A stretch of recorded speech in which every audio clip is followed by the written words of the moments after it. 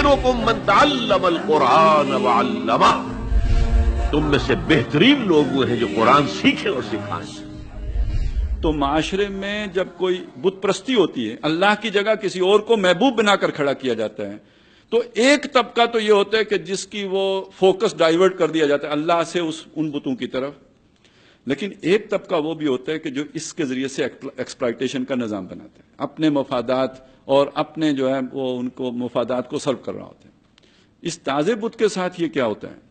ان تازہ خداؤں میں جو وطن کو بنایا گیا ہے، وطنیت کے نام پر لوگوں پہ ٹیکس لگائے جاتے ہیں، اس کے نام پر جو ہے وہ اپنے لیے بڑی بڑی سہولتیں، پریولیجز حاصل کیے جاتے ہیں، اور جیسے تقدس پہلے لوگوں کے ساتھ ہوتا تھا مجاوروں کے ساتھ، مجاور کی شان میں آپ کچھ نہیں کہہ سکتے، کہتے ہی آپ کی زبان کاٹی جائے گی یا آپ کو سولی دیا جائے گا، ایسے ہی جو سب سے زیادہ وائٹ ایلیفنٹ ہوتے ہیں وہی اپنے لیے وہ تقدس کا حالہ قائم کر کے رکھتے ہیں کہ ہمارے خلاف نہیں بولا جا سکتا، اور یہی ہوتے ہیں کہ جو کہنے کو محب وطن، حقیقت میں محب وطن، یہ نظام بنایا۔ اچھا، یہ صرف وطنی کا معاملہ نہیں ہے، یہ قومیت کے ساتھ بھی ہے۔ یہ قوم کے جو بت بناتے ہیں، قوم پرست رہنما، اسے کیا قوم سے محبت ہوتی ہے؟ وہ تو قوم مروانے والا ہوتا ہے، لیکن یہ کہ اس کو ساری رہنمائی کی بنیادیں اس قوم پرستی کی محبت میں جو ہے وہ جڑی ہوئی ہوتی ہیں، لہذا عوام کو تو وہ قوم پرستی سکھائی جاتی ہے،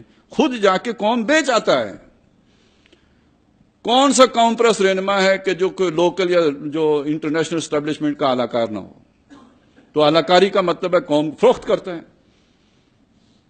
اور جوڑ کے رکھتا ہے، اور یہ میری طاقت ہے۔ یہ جو ہم کہتے ہیں فلانا کارڈ استعمال کیا تو فلانا کارڈ استعمال کیا، یہ کارڈ استعمال کرنے کا کیا مطلب ہے؟ اپنی قوم بیچی، جس کو سکھایا تھا یہ میں کہ تمہارا رہنما، اس کو بیچ کے اپنا مفاد حاصل کر لیا۔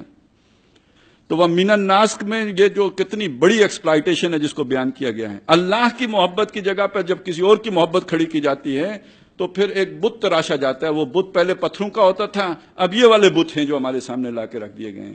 وَمِنَ النَّاسِ مَن يَتَّخِذُ مِن دُونِ اللَّهِ أَندَادًا يُحِبُّونَهُمْ كَحُبِّ اللَّهِ وَالَّذِينَ آمَنُوا أَشَدُّ حُبًّا لِلَّهِ، اور وہ لوگ جو ایمان لائے وہ تو سب سے شدید محبت ان کے دلوں میں اللہ کی ہوتی ہے۔